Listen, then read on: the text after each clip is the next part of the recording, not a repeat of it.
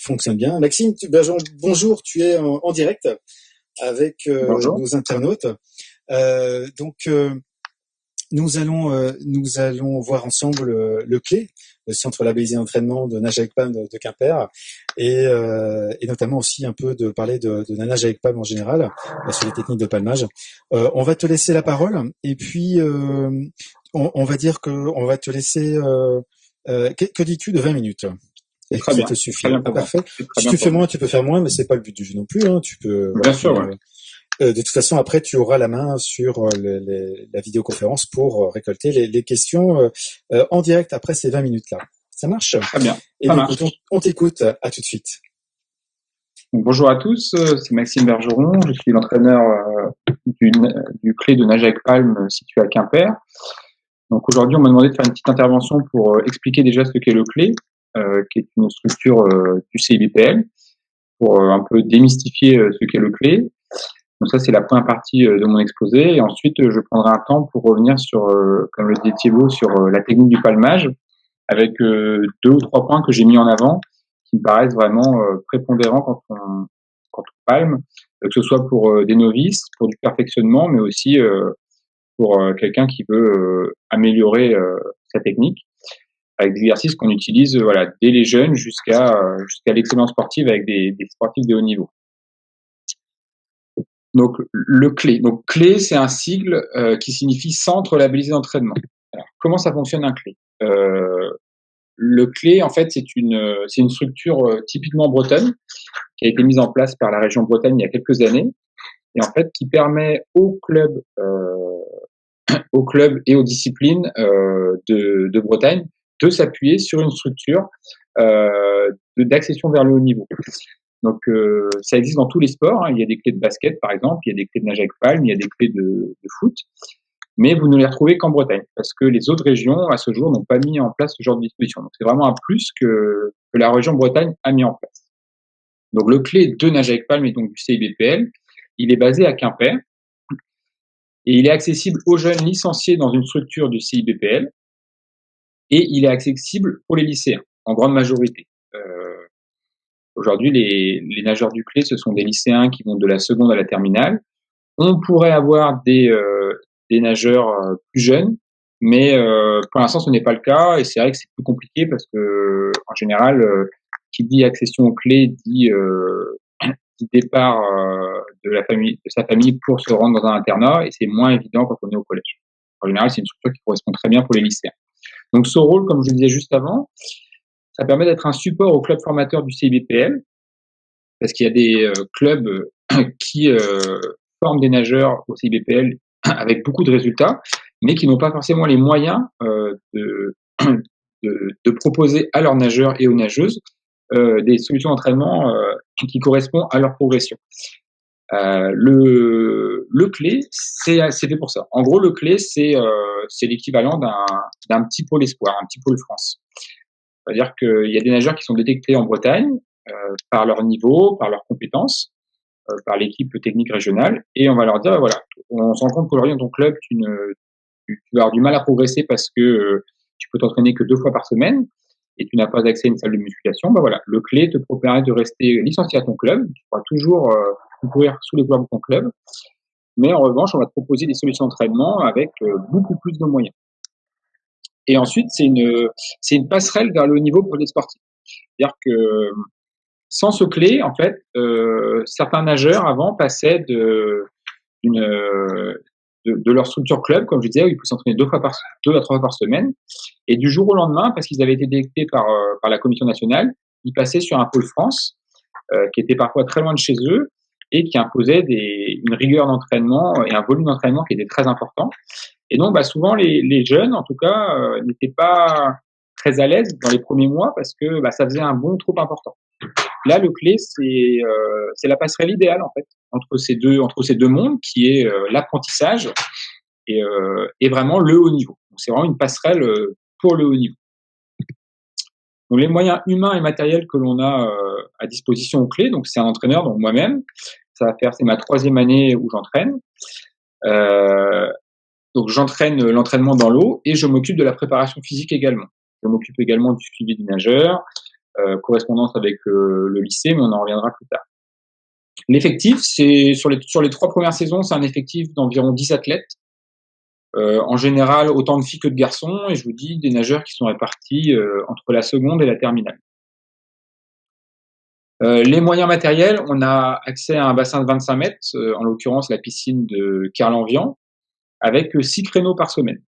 On a une salle de musculation qui est implantée dans le lycée avec 3 créneaux par semaine, et un stade multisport et un gymnase, pareil, qui font partie du lycée, auquel on peut avoir accès 3 fois par semaine. Donc voilà, en gros, un nageur qui demain commencerait à être détecté par le CIBPL et qui a une licence dans le CIBPL, on va le contacter, on va lui dire voilà, on sait que dans ton club, toi, tu peux t'entraîner 2 fois par semaine, c'est pas toujours facile. En venant aux clés, tu peux disposer de jusqu'à 10 entraînements par semaine. Alors attention, ça ne veut pas dire qu'il va faire ces 10 entraînements, mais en tout cas sur ces 10, on va bien en trouver 4, 5, 6 qui peuvent correspondre à ses besoins.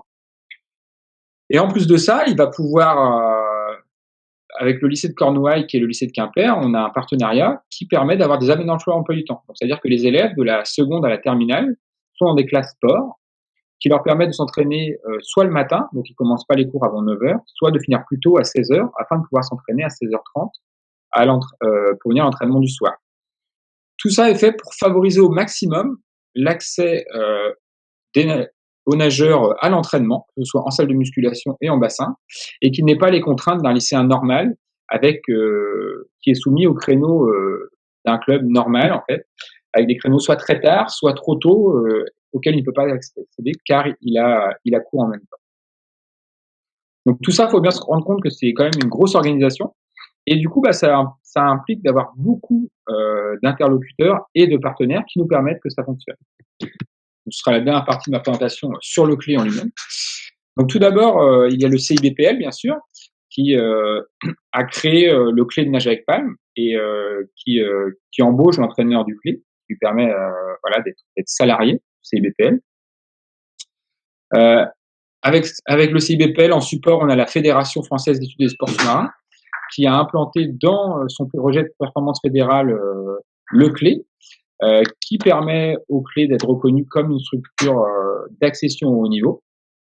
Et croyez-moi, en ce moment, vu les dispositions mises en place à cause du Covid, être une structure reconnue de haut niveau au sein d'une fédération, c'est primordial. Ça nous permet notamment d'avoir des créneaux et de pouvoir continuer à s'entraîner alors que les clubs ne peuvent pas. Et on a bien sûr la ville de Quimper et le lycée de Cornouailles qui sont nos 2 supports locaux et qui sont vraiment très importants pour nous. Tout d'abord la ville de Quimper parce qu'elle nous permet de nous mettre à disposition des lignes d'eau, tout simplement. C'est grâce à elle qu'on peut s'entraîner le matin avant que la piscine ouvre au scolaire, par exemple. Donc les agents techniques viennent ouvrir la piscine à 7h, et de 7h15 à 8h30, les nageurs peuvent nager avant d'aller à l'école. Si on n'avait pas le support de la ville pour ça, ce serait pas possible en fait de pouvoir s'entraîner. Et le lycée de Cornouailles, qui est notre lycée support à Quimper, qui déjà accueille nos nageurs, que ce soit en section sportive, soit dans leur section sportive ou à l'internat pour ceux qui en ont besoin. Et c'est ce partenariat entre le lycée et le clé qui permet aussi à la structure d'avoir certains créneaux à la piscine. Ça nous permet d'avoir accès à une salle de musculation à l'intérieur du lycée, au gymnase et au stade multisport. Donc vraiment, sans la ville de Quimper ni le lycée de Cornouailles, en fait, pour nous, ce serait pas possible de pouvoir nous entraîner et de pouvoir pratiquer notre sport au plus haut niveau possible. Enfin, il y a le département 29 qui avait été choisi comme terre d'accueil, on va dire, pour remettre en place ce clé à l'époque, et qui aujourd'hui nous soutient toujours dans notre pratique. Voilà pour une présentation brève du clé. J'essaie de faire court et concis, mais pour rester dans les grandes lignes. S'il y a des questions par la suite, vous n'hésiterez pas. Deuxième partie de la présentation, j'en ai pour 10 minutes à peu près. On va parler un peu de technique de nage avec palme. C'est vrai que souvent, on palme, ça nous fait plaisir, on se fait plaisir, mais parfois on en oublie les essentiels en fait.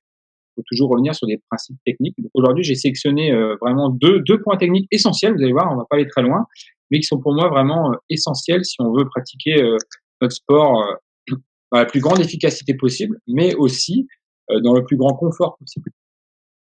On va commencer par le positionnement de la tête. Souvent, on pense à la ligne de palme, on pense juste au palmage, et on pense pas du tout à l'alignement de notre corps. Donc, une bonne position pour palmer, pour nager, c'est ce qu'on apprend aux enfants quand ils apprennent à nager dès l'âge de 5 ans en piscine, hein, même sans palme, c'est d'avoir le corps à l'horizontale dans l'eau. Pour ça, il faut avoir une tête fixe, qui soit alignée avec le reste du corps et avec un regard perpendiculaire au sol de la piscine. Ce qui est assez perturbant en fait pour un être humain, c'est que quand il marche, en général, il regarde toujours devant lui. Il regarde dans la direction où il va.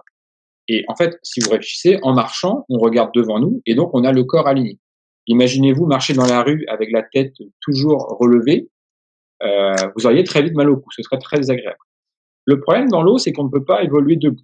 On est obligé d'évoluer allongé pour flotter. Et donc, on ne peut pas regarder en direction de où on avance. Donc, on a la tête rentrée. Et en fait, cette position allongée avec la tête rentrée va nous permettre, comme on le voit sur les photos ici, d'avoir un corps complètement aligné et donc d'obtenir une plus grande flottaison, mais aussi un plus grand confort. On voit bien que la nageuse, à ce moment-là, si elle relève la tête, il va y avoir une cassure, son corps derrière va s'enfoncer dans l'eau, donc elle va se retrouver en diagonale, pardon. Et de plus, comme je vous expliquais tout à l'heure, à force de nager au bout des longueurs, elle risque d'avoir des douleurs cervicales. Donc les raisons principales pour lesquelles on va insister vraiment sur le fait de rentrer la tête, c'est tout d'abord, c'est pour une question de respiration. Ça permet d'avoir la trachée dans l'axe et donc de ne pas l'écraser. Donc on va faciliter la respiration. Déjà qu'en palme, on doit respirer à travers un tuba. Si en plus on ne libère pas les voies aériennes complètement, ça va compliquer la respiration. Ensuite, comme je disais, ça va nous permettre d'avoir les cervicales, les dorsales et les lombaires dans l'axe. Ça va nous permettre d'avoir un corps tonique et gainé, ce qui n'est pas possible avec la tête relevée. Enfin, le fait d'avoir la tête allongée va nous permettre d'avoir un corps en flottaison horizontale, légèrement en diagonale afin que les palmes s'enfoncent bien sous l'eau. On va revenir là-dessus par la suite. Donc voilà pourquoi il est très important d'avoir déjà un bon placement de tête avant d'avoir un bon battement. Hein, si le corps déjà n'est pas bien placé dans l'eau, vous verrez derrière, c'est pas possible de bien palmer et de palmer efficacement. Donc, pensez aux fondamentaux, ne pas oublier que déjà un bon placement de tête, c'est le B à bas et ça va rendre votre pratique beaucoup plus agréable. Et donc, vous serez beaucoup plus endurant normalement sur la longueur avec une bonne position de tête. Un petit éducatif assez facile à mettre en place, c'est tout simplement de demander à vos nageurs de faire des longueurs ou par exemple des 25 mètres, vous leur dites on va hocher la tête pendant 25 mètres. On va alterner le menton à la poitrine, la tête relevée, le menton poitrine. Souvent, c'est vrai que le nageur débutant a du mal à sentir que sa tête est rentrée ou pas. C'est normal, on est dans l'eau, on est allongé, il y a la chaleur de l'eau, c'est assez perturbant. Donc, en faisant cet exercice, il va se rendre compte de toute la mobilité dont il dispose au niveau de sa tête. Et donc, le bon placement qu'on voit à gauche ici, qui représente vraiment une tête alignée avec le dos et un menton poitrine, va lui sembler tout d'un coup beaucoup plus palpable en faisant ce genre d'exercice. Deuxième partie, la propulsion. Donc, petit rappel, en nage avec palme, le ratio de propulsion est inverse à celui d'une nage sans palme. La propulsion se fait essentiellement par les jambes, 70% par les jambes, 30% par les bras. Le mouvement de nos bras inférieurs se décompose en deux phases. La phase descendante, qu'on appelle le temps fort, qui présente à nouveau à lui 70% de cette propulsion arrière, et la phase ascendante, qui représente 30% de cette phase de propulsion. Alors attention, hein, souvent on a tendance à ne faire qu'appuyer sur ses palmes et à laisser remonter, et du coup on perd à peu près un tiers de la propulsion. Donc il faut bien faire attention à appuyer sur ses palmes, mais aussi à les remonter. Hein, c'est un peu l'exemple du vélo où c'est important d'appuyer sur les pédales, mais aussi de tirer dessus pour vraiment avoir un mouvement complet. Donc la phase descendante, elle s'articule de cette façon. Elle doit se réaliser avec une jambe qui se plie légèrement pour finir ensuite tendue. Donc, là, on amorce le mouvement en pliant légèrement le genou, ce qui va nous permettre de réduire le bras de levier et de faciliter l'appui avec les palmes et de finir la jambe tendue. Si on finit jambe pliée, en fait, on va pas servir de nos palmes. On va appuyer avec notre cuisse. Et donc, il n'y a pas d'intérêt d'avoir des palmes aux pieds. Les palmes vont quasiment nous ralentir.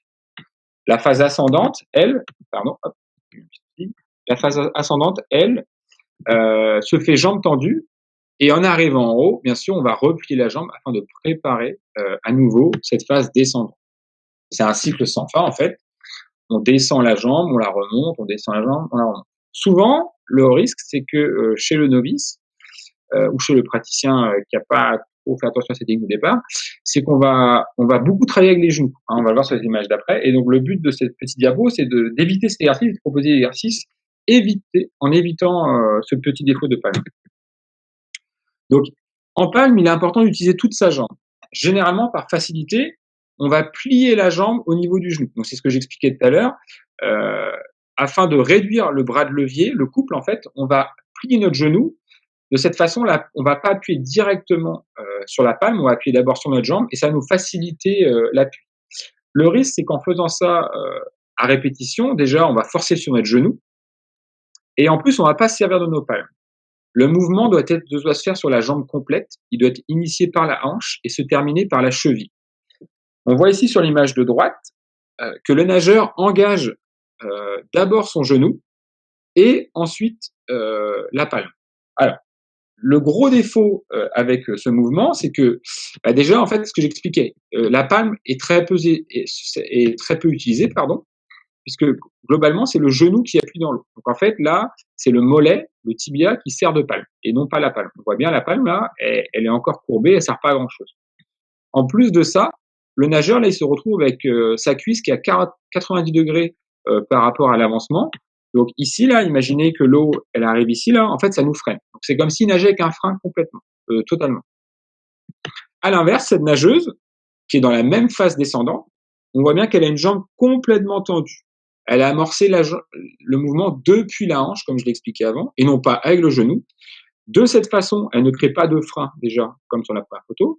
Et en plus, elle va pouvoir se servir totalement de sa palme pour aller chercher le plus loin possible. Et donc, plus l'amplitude de la palme sera grande, plus elle aura de l'appui, et donc plus elle va se déplacer dans le.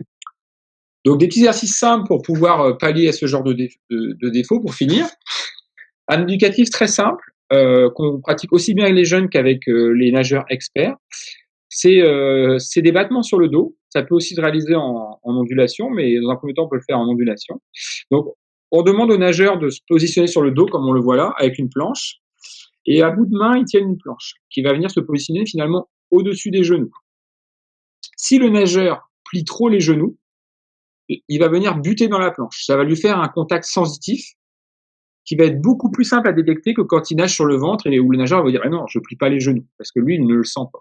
Là, comme il va venir taper dans la planche, en fait, il va sentir, il va s'en rendre compte qu'il plie les genoux. Parce que s'il ne plie pas les genoux, en fait, il peut pas venir taper dans la planche, comme on le voit sur l'image de gauche.